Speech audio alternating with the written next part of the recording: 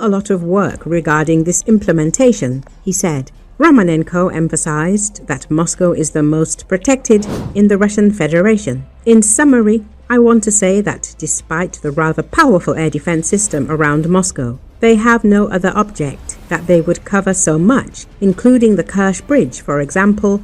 Not even like that, although there, air, ground, surface, and underwater defense is carried out at the Kerch Bridge. And here, well, let's say, ground and air. But there are also means in development, and already existing means that reach targets, inflict strikes. But they need to be improved and their number increased, so that such strikes have a higher potential and probability. The general concluded.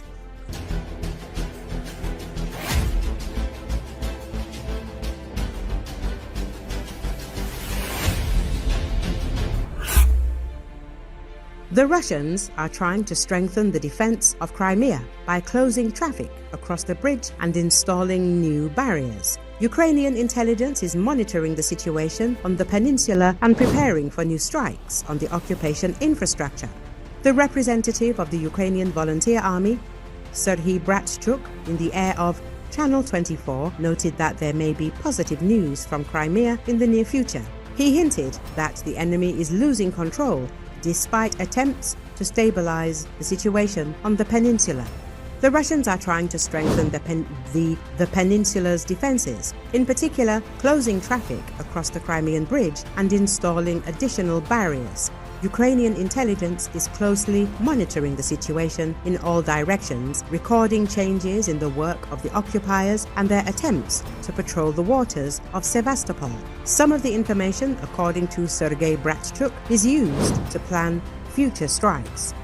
We are fully monitoring the situation in all locations. I cannot provide all the information because it is used not only for reconnaissance but also for appropriate strikes, explained the representative of the Ukrainian Volunteer Army. Russian troops are trying to calm the local population, creating a semblance of stability.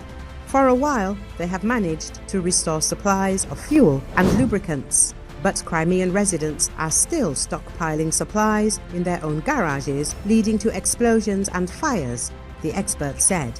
Work on Crimea continues. I think that the news from the peninsula in the near future will be quite interesting and positive for us, concluded Serhiy Bratchuk.